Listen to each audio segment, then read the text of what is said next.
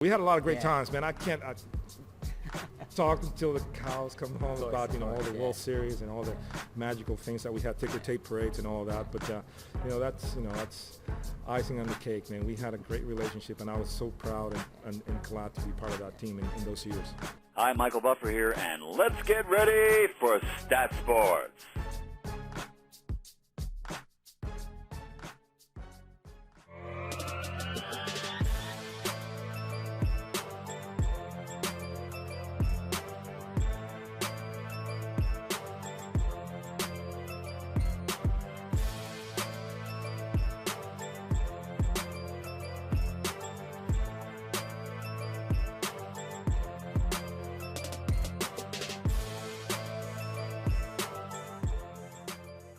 So here with the Yankees Legend Bernie Williams here at the Children's Health Fund Annual Benefit 2019. Just what does it mean to you to be part of an event like this?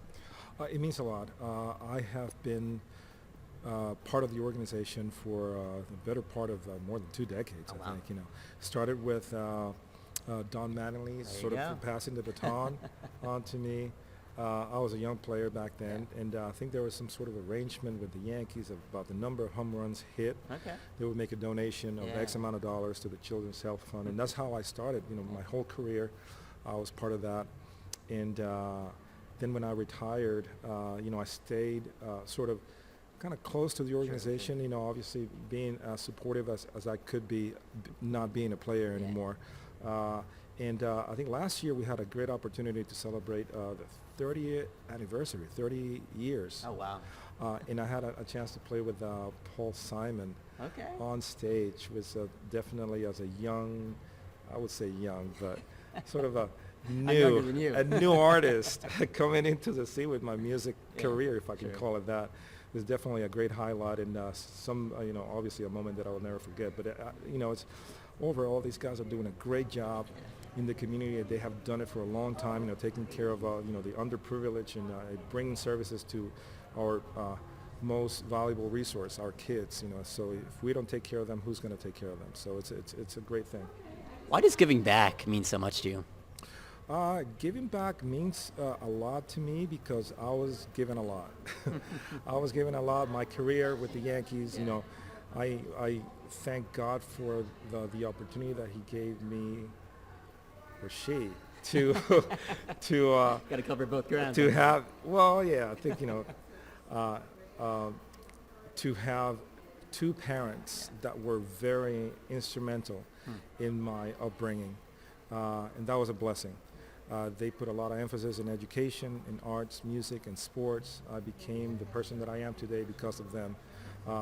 And they always told me that I had a responsibility with the knowledge and the resources and I guess for lack of a better term, power that I have been giving to have favor with people, have a responsibility to give back and bring to attention a lot of these great causes. And obviously the Children's Health Fund is certainly one of them. When you reflect back on your journey in Puerto Rico and Albany to the Yankees to a world champion to a legend, what comes to mind for you? I don't know about the legend part, but I would say that I had a blast.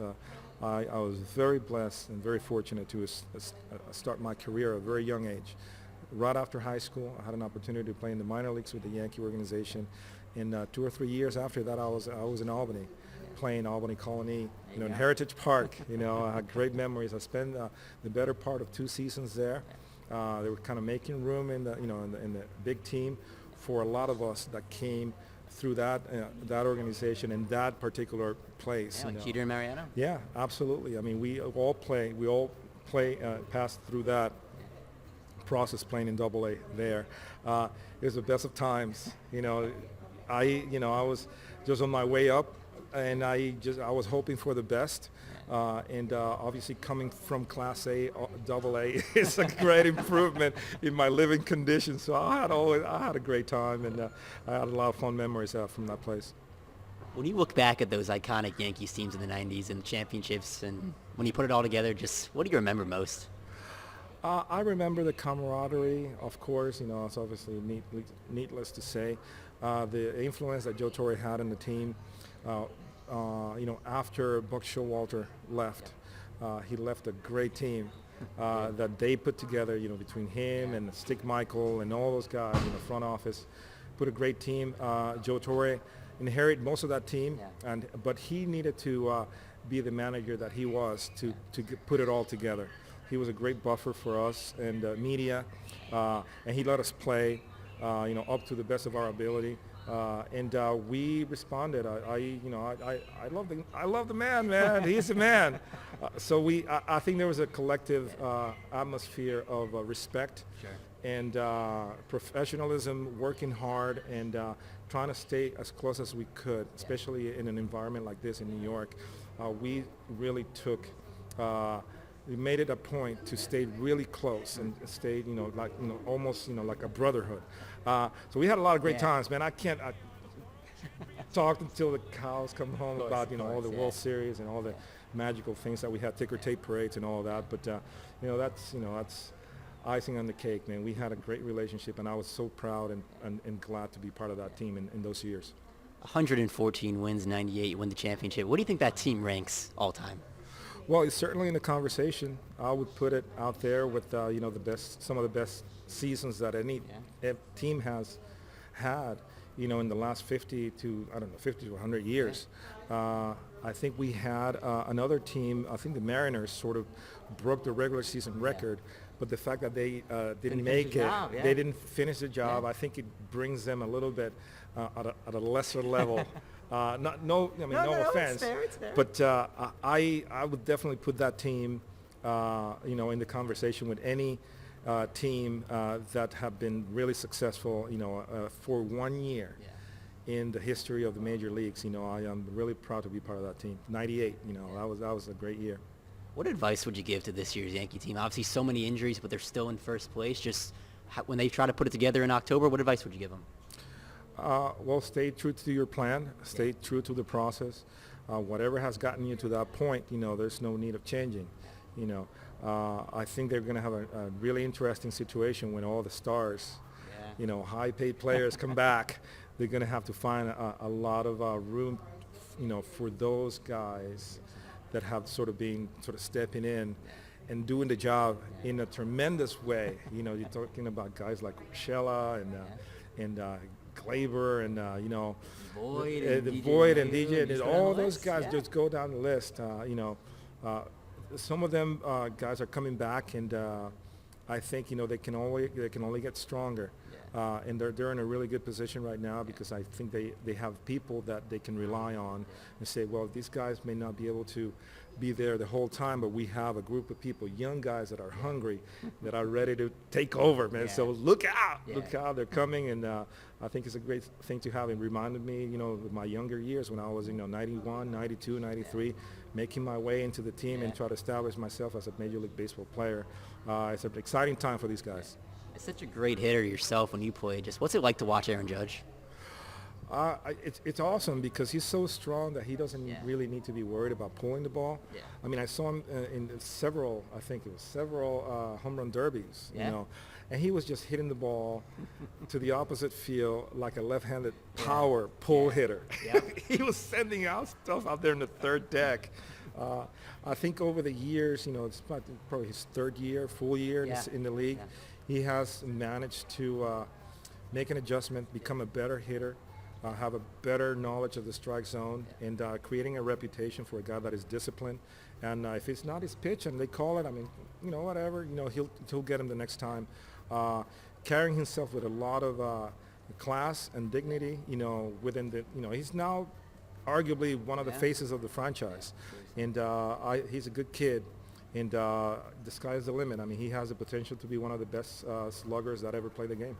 We can speak so much about what you did on the field, but then, of course, off the field with your music career. Just what was that transition like? Obviously, you did it as a kid, but, like, the transition from Major League Baseball player to award-winning musician, what's it like? Well, the transition wasn't really that much of a transition because I always played music.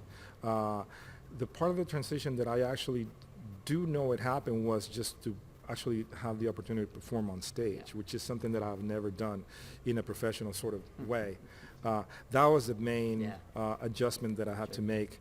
And I think the biggest adjustment when it came to that was realizing that when I was playing on the field, I didn't have to interact with anybody. I just, like an inward gotta thing, zone in and take care of business, hitting the ball, pitching, throwing it, running the bases, all of that.